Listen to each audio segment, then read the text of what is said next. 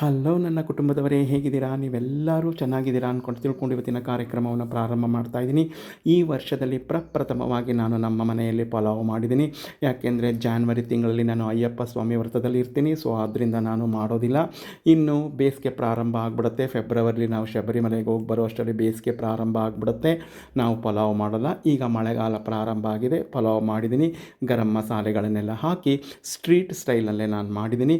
ಅದರಲ್ಲೂ ಆರೋಗ್ಯಕರವಾದ ಈ ಪಲಾವ್ ಏನಪ್ಪ ವಿಶೇಷ ಅಂತಂದರೆ, ನಮ್ಮ ರಕ್ತದಲ್ಲಿ ಹಿಮೋಗ್ಲೋಬಿನ್ ಹೆಚ್ಚಿಗೆ ಮಾಡುವಂತಹ, ರಕ್ತವನ್ನು ವೃದ್ಧಿ ಮಾಡುವಂತಹ ಬೀಟ್ರೂಟನ್ನು ಉಪಯೋಗಿಸಿ ನಾನು ಆರೋಗ್ಯಕರವಾದ ಪಲಾವ್ ರೆಸಿಪಿಯನ್ನು ಮಾಡಿದ್ದೀನಿ. ನಿಮಗೂ ಶೇರ್ ಮಾಡ್ತಾ ಇದ್ದೀನಿ. ದಯಮಾಡಿ ವಿಡಿಯೋನ ಸಂಪೂರ್ಣವಾಗಿ ನೋಡಿ, ಎಲ್ಲೋ ಸ್ಕಿಪ್ ಮಾಡಬೇಡಿ. ಹೇಗಿತ್ತು ಅಂತ ನಿಮ್ಮ ಅಭಿಪ್ರಾಯ ಅನಿಸಿಕೆಗಳನ್ನ ಕಮೆಂಟಲ್ಲಿ ತಿಳಿಸಿ. ನನ್ನ ಚಾನಲ್ನ ಸಬ್ಸ್ಕ್ರೈಬ್ ಮಾಡಿಕೊಂಡು ನಿಮ್ಮ ಸಪೋರ್ಟನ್ನು ಕೊಡಬೇಕು ಅಂತ ಕೇಳ್ಕೊತೀನಿ. ನಾನು ಮಾಡೋ ಶೈಲಿ ನಿಮಗೆ ಇಷ್ಟ ಆಗಿದ್ದರೆ ಲೈಕ್ ಮಾಡಿ, ಶೇರ್ ಮಾಡಿ, ಹಾಗೆ ಚಾನಲ್ನ ಸಬ್ಸ್ಕ್ರೈಬ್ ಮಾಡಿಕೊಂಡು ಪಕ್ಕದಲ್ಲಿರ್ತಕ್ಕಂಥ ಬೆಲ್ ಬಟನ್ನ ಪ್ರೆಸ್ ಮಾಡಿ. ನಾನು ಹಾಕೋ ವಿಡಿಯೋ ನೋಟಿಫಿಕೇಷನ್ ನಿಮಗೆ ಮೊದಲೇ ತಲುಪುತ್ತೆ. ನಿಮ್ಮ ಸಪೋರ್ಟ್ ಕೂಡ ನನಗೆ ಸಿಗುತ್ತೆ ಅಂತ ನಮ್ಮ ಮನೆಯ ಈ ವರ್ಷದ ಪ್ರಪ್ರಥಮ ಪಲಾವ್ ಮಾಡೋ ವಿಧಾನವನ್ನು ನಿಮಗೆ ಶೇರ್ ಮಾಡ್ತಾ ಇದ್ದೀನಿ. ನಾನು ಮೊದಲಿಗೆ ಪದಾರ್ಥಗಳ ವಿವರಣೆಯನ್ನು ಕೊಡ್ತಾ ಹೋಗ್ತೀನಿ. ನೋಡಿ, ಇಲ್ಲಿ ಮೊದಲಿಗೆ ಈ ಗ್ಲಾಸ್ನಲ್ಲಿ 2 ಗ್ಲಾಸ್ ಸೋನಾ ಮಸೂರಿ ರೈಸನ್ನು ತೊಳೆದು ಇಟ್ಕೊಂಡಿದ್ದೀನಿ. ಸ್ವಲ್ಪ ಒಂದು 10-15 ನಿಮಿಷ ನೆನೆ ಹಾಕ್ಕೊಳ್ಳಿ ನಾವು ಮಾಡೋ ತನಕ. 1 ಗೆಂಡೆ ದಪ್ಪ ಈರುಳ್ಳಿಯನ್ನು ಈ ರೀತಿ ಹೆಚ್ಚಿಟ್ಕೊಂಡಿದ್ದೀನಿ. ಸ್ವಲ್ಪ ಪುದೀನ ಸೊಪ್ಪು, ಹಾಗೆ ಕೊತ್ತಂಬರಿ, 2 ಪಲಾವ್ ಎಲೆ, 1 ನಿಂಬೆಹಣ್ಣು ಹೆಚ್ಚಿಟ್ಕೊಂಡಿದ್ದೀನಿ. ಇಲ್ಲಿ ಒಗ್ಗರಣೆಗೆ ಈರುಳ್ಳಿಗಳ ಜೊತೆ ಸೋಂಪು ಮತ್ತು ಜೀರಿಗೆ ತೊಗೊಂಡಿದ್ದೀನಿ. ತುಪ್ಪ ಮತ್ತು ಎಣ್ಣೆ, ಕ್ರಿಯಾ ಫುಡ್ಸ್ ಅವರ ಕಡಲೆಕಾಯಿ ಎಣ್ಣೆ ಎರಡನ್ನೂ ಉಪಯೋಗಿಸ್ತಾ ಇದ್ದೀನಿ. ಒಂದು ಅರ್ಧ kg ಹೆಚ್ಚಾಗಿ ಬೀಟ್ರೂಟನ್ನು ಉಪಯೋಗಿಸ್ತಾ ಇದ್ದೀನಿ. ಮೊದಲಿಗೆ ಇದಿಷ್ಟನ್ನು ನಾವು ಕುಕ್ಕರ್ಗೆ ಹಾಕ್ಕೊಳ್ಳೋಣ. ಸ್ನೇಹಿತರೆ, ಇಲ್ಲಿ ನಾನು ರುಬ್ಬೋಕ್ಕೆ ಏನೇನು ತೊಗೊಂಡಿದ್ದೀನಿ ಅನ್ನೋದನ್ನು ಶೇರ್ ಮಾಡ್ತಾ ಹೋಗ್ತೀನಿ. ಮೊದಲಿಗೆ ಒಂದು 3 ಸ್ಪೂನಷ್ಟು ತೆಂಗಿನ ತುರಿ ತೊಗೊಂಡಿದ್ದೀನಿ. ಹಸಿ ತೆಂಗಿನ ತುರಿ, 1-2 ಹುಳಿ ಟೊಮೆಟೊ, ಚಿಕ್ಕದು 1 ಗೆಂಡೆ ಈರುಳ್ಳಿ, ನಮ್ಮ ಮನೆಯ ಖಾರಕ್ಕೆ ಅನುಗುಣವಾಗಿ ಹಸಿಮೆಣಸಿನ್ಕಾಯಿ. ನೀವು ಇದ್ರ ಬದಲು ರೆಡ್ ಚಿಲ್ಲಿ ಪೌಡ್ರು, ಧನಿಯಾ ಪೌಡ್ರು ಬೇಕಾದ್ರೂ ಬಳಸ್ಬೋದು.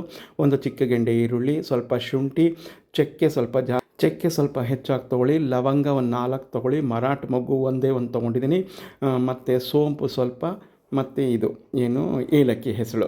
ಇದನ್ನೆಲ್ಲ ರುಬ್ಬಕ್ಕೆ ಹಾಕ್ಕೊತಾ ಇದ್ದೀನಿ. ಬೆಳ್ಳುಳ್ಳಿ, ಶುಂಠಿ ಎಲ್ಲವನ್ನು ಸೇರಿ ಒಟ್ಟಿಗೆ ನುಣ್ಣಗೆ ಸ್ವಲ್ಪ ನೀರು ಹಾಕಿ ಗಟ್ಟಿಯಾಗಿ ರುಬ್ಕೊಂಬಂದ್ಬಿಡೋಣ. ನೋಡಿ, ಈ ಹದದಲ್ಲಿ ಗಟ್ಟಿಯಾಗಿ ರುಬ್ಕೊಂಬಂದಿದ್ದೀನಿ. ನಾನು ಡೈರೆಕ್ಟಾಗಿ ಕುಕ್ಕರಲ್ಲೇ ಮಾಡ್ತಾ ಇರೋದ್ರಿಂದ 5 ಸ್ಪೂನು ಕಡಲೆಕಾಯಿ ಎಣ್ಣೆ, 2 ಸ್ಪೂನ್ರಿಂದ 3 ಸ್ಪೂನು ತುಪ್ಪವನ್ನು ಹಾಕ್ಕೊಂಡಿದ್ದೀನಿ. ಈಗ ಇದು ಬಿಸಿ ಆಗಲಿ.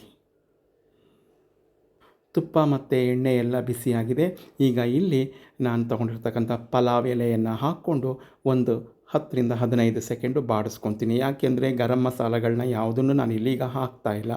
ಎಲ್ಲ ರುಬ್ಬೋಕ್ಕೆ ಹಾಕ್ಕೊಂಡಿರೋದ್ರಿಂದ ಇನ್ಯಾವುದನ್ನು ಇಲ್ಲಿ ನಾನು ಬಳಸ್ತಾ ಇಲ್ಲ.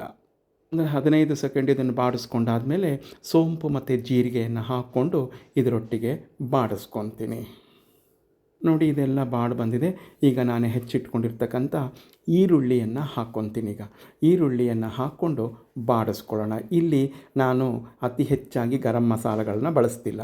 ನಾವು ಅಲ್ಲೇ ರುಬ್ಬೋಕ್ಕೆ ಹಾಕ್ಕೊಂಡಿದ್ದೀವಲ್ವ, ಇಲ್ಲೂ ಹಾಕ್ಕೊಂಬಿಟ್ರೆ ತುಂಬ ತೀರಾಗಿ ಘಾಟ್ ಹೊಡೆಯುತ್ತೆ. ಆದ್ದರಿಂದ ನಾನು ಹೆಚ್ಚಿಗೆ ಬಳಸ್ತಿಲ್ಲ.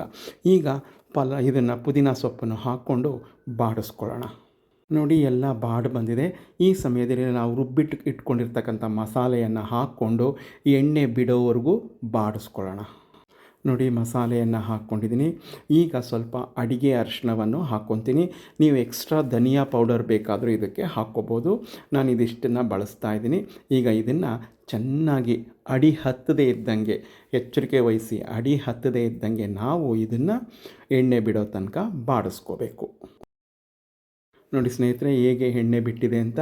ಈ ಸಮಯದಲ್ಲಿ ನಾವು ಹೆಚ್ಕೊಂಡಿರ್ತಕ್ಕಂಥ ಈ ಬೀಟ್ರೂಟನ್ನು ಹಾಕ್ಕೊಂಡು ಎಲ್ಲ ಮಿಕ್ಸ್ ಮಾಡ್ಕೊಳ್ಳೋಣ. ಅದಕ್ಕೂ ಖಾರ ಎಲ್ಲ ಸ್ವಲ್ಪ ಹಿಡೀಲಿ ಅಂತ ಅಷ್ಟೇ.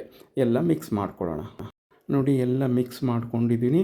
ಈಗ ನಾನು ನೆನೆ ಹಾಕ್ಕೊಂಡಿದ್ನೆಲ್ಲ ತೊಳೆದು ಅಕ್ಕಿ, ಅದನ್ನು ಸೋರಾಕಿ ಆ ಅಕ್ಕಿಯನ್ನು ಹಾಕ್ಕೊಂಡು ಎಲ್ಲ ಮಿಕ್ಸ್ ಮಾಡ್ಕೊಳ್ಳೋಣ.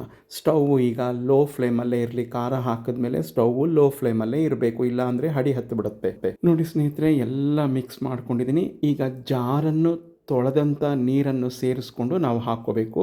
ಆದರೆ ಇಲ್ಲಿ ನಾನು ಬೇಗ ಆಗಬೇಕು ಅನ್ನೋ ದೃಷ್ಟಿಯಿಂದ ಪಕ್ಕದಲ್ಲಿ 4 ಗ್ಲಾಸ್ ನೀರನ್ನು ಈಗಾಗಲೇ ಬಿಸಿ ಮಾಡಿ ಇಟ್ಕೊಂಡಿದ್ದೀನಿ. ಈಗ ಇದಕ್ಕೆ ಹಾಕ್ಕೊತೀನಿ. ನಾವು ಮೊದಲೇ ಬಿಸಿ ಮಾಡಿ ಹಾಕ್ಕೊಳ್ಳೋದ್ರಿಂದ ನಮಗೆ ಪಲಾವ್ ಬೇಗನೂ ಆಗುತ್ತೆ. ಇಲ್ಲಾಂದರೆ ಇಲ್ಲಿ ನೀರು ಕುದಿಯೋವರೆಗೂ ನಾವು ಕಾಯಬೇಕು. ಇದೊಂದು ಟಿಪ್ಸ್ ಅಂತಲೇ ನೀವು ತಿಳ್ಕೊಳ್ಳಿ. ಈಗ ನೋಡಿ ಕುದಿ ಬರ್ತಾ ಇದೆ. ನೋಡಿ ಕುದೀತಾ ಇದ್ದಲ್ಲಿ ಹಿಂಗೆ ಕೊತ ಕೊತ ಅಂತ ಕುದಿ ಬರಬೇಕು. ಈ ಸಮಯದಲ್ಲಿ ನಾನು ಅರ್ಧ ಹೋಳು ನಿಂಬೆಹಣ್ಣನ್ನು ಹಿಂಡ್ಕೊತಾ ಇದ್ದೀನಿ. ಒಂದು ಪೂರ್ತಿ ಹಾಕ್ತಾಯಿಲ್ಲ, ಅರ್ಧ ಹೋಳು ನಿಂಬೆಹಣ್ಣನ್ನು ಹಾಕ್ಕೊಂಡಿದ್ದೀನಿ. ಇಲ್ಲಿ ಉಪ್ಪು ಹಾಕೋ ವಿಡಿಯೋ ಸ್ಕಿಪ್ ಆಗಿದೆ, ದಯಮಾಡಿ ಕ್ಷಮಿಸಿ. ನೋಡಿ ನಿಂಬೆಹಣ್ಣನ್ನು ಹಿಂಡ್ಕೊಂಡು ನಾನು ಮಿಕ್ಸ್ ಮಾಡ್ಕೊತಾ ಇದ್ದೀನಿ. ನೀವು ಈಗಲೇ ಹುಳಿ ಉಪ್ಪು ಖಾರ ಎಲ್ಲ ಸರಿ ಇದೆಯಾ ಅಂತ ಒಂದು ಸರಿ ರುಚಿ ನೋಡ್ಕೊಳ್ಳಿ. ನಾನು ನೋಡಿಕೊಂಡೆ ಎಲ್ಲ ಕರೆಕ್ಟಾಗಿದೆ. ಈಗ ಒಂದು ಸರಿ ಮಿಕ್ಸ್ ಮಾಡಿಕೊಂಡು ಲಿಡ್ಡನ್ನು ಕ್ಲೋಸ್ ಮಾಡಿ 2 ವಿಷಲ್ ಕೂಗಿಸ್ಕೊಂಡು ಬರ್ತೀನಿ. ಸ್ನೇಹಿತರೆ 2 ವಿಷಲ್ ಕೂಗಿಸ್ಕೊಂಡಿದ್ದೀನಿ. ಈಗ ಪ್ರೆಷರ್ ಇಳಿದಿದೆ.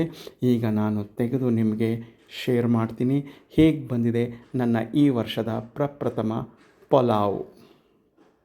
ನೋಡಿ ಲಿಡ್ ಕ್ಲೋಸ್ ಮಾಡ್ತಾಯಿದ್ದೀನಿ, ಓಪನ್ ಮಾಡ್ತಾಯಿದ್ದೀನಿ.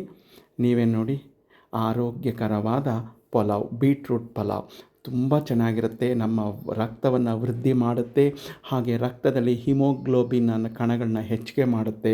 ಸೊ ಆದ್ದರಿಂದ ನೀವು ನಿಶ್ಶಕ್ತಿ ಇರೋರು ಎಲ್ಲರೂ ಈ ಒಂದು ಬೀಟ್ರೂಟನ್ನು ಆವಾಗವಾಗ ಉಪಯೋಗಿಸಿ. ನಾನು ಹಸಿದನ್ನೇ ತಿಂತೀನಿ ತುಂಬ. ನೋಡಿದ್ರಲ್ಲ ತುಂಬ ಚೆನ್ನಾಗಿರುತ್ತೆ, ಒಮ್ಮೆ ಟ್ರೈ ಮಾಡಿ. ನಾನು ಕುಕ್ಕರ್ನ ಕೆಳಗಿಳಿಸ್ಕೊಂಡು ಎಲ್ಲ ಮಿಕ್ಸ್ ಮಾಡಿ ಈಗ ಶೇರ್ ಮಾಡ್ತಾಯಿದ್ದೀನಿ. ಎಲ್ಲೂ ಹಡಿ ಹತ್ತಲ್ಲ, ಒಂದು ಸ್ವಲ್ಪನೂ ತುಂಬ ಚೆನ್ನಾಗಿ ಬರುತ್ತೆ. ಒಮ್ಮೆ ಟ್ರೈ ಮಾಡಿ. ಆರೋಗ್ಯಕರವಾದ ರುಚಿಕರವಾದ ಈ ಬೀಟ್ರೂಟ್ ಪಲಾವ್. ನೀವು ಈ ಪಲಾವ್ ಜೊತೆಗೆ ಚಟ್ನಿ, ಮೊಸರು, ಕೋಸಂಬರಿ ಅಂದರೆ ರಾಯ್ತ ಅಂತಿರಲ್ಲ, ಅದನ್ನು ಏನು ಬೇಕಾದ್ರೂ ಮಾಡ್ಕೊಳ್ಳಿ. ನಾನು ಅದನ್ನೇನು ಮಾಡ್ಕೊಂಡಿಲ್ಲ. ಸುತ್ತ ಸೌತೆಕಾಯಿನ ಹೆಚ್ಚಿಟ್ಕೊಂಡಿದ್ದೀನಿ. ಇದಕ್ಕಿನ್ನ ರುಚಿ ಬೇರೆ ಒಂದಿಲ್ಲ. ಈಗ ನಾನು ತಿಂತೀನಿ. ಹೇಗಿತ್ತು ಅಂತ ನಿಮಗೆ ನಾನು ಕಮೆಂಟಲ್ಲಿ ತಿಳಿಸೋಕ್ಕಾಗಲ್ಲ. ನೀವೇ ಮಾಡಿ ತಿಂದು ಹೇಗಿತ್ತು ಅಂತ ನನಗೆ ಕಮೆಂಟ್ನಲ್ಲಿ ಮರೆಯದೆ ತಿಳಿಸಿ. ನಾಳೆ ಮತ್ತೊಂದು ಇಂಟರೆಸ್ಟಿಂಗ್ ವಿಡಿಯೋವೊಂದಿಗೆ ಬರ್ತೀನಿ. ಎಲ್ಲರಿಗೂ ನಮಸ್ಕಾರಗಳು. ವಿಡಿಯೋವನ್ನು ಸಾವಧಾನವಾಗಿ ನೋಡಿದಂಥ ಸಮಸ್ತ ವೀಕ್ಷಕರಿಗೂ ನಾನು ಮೊದಲೇ ಧನ್ಯವಾದವನ್ನು ತಿಳಿಸ್ತಾ ಇದ್ದೀನಿ. ನಾಳೆ ಮತ್ತೆ ಭೇಟಿಯಾಗ್ತೀನಿ. ನಾಳೆ ಅಂದರೆ ಸೋಮವಾರ ಸಿಗ್ತೀನಿ. ಎಲ್ಲರಿಗೂ ಅನಂತ ನಮಸ್ಕಾರಗಳು.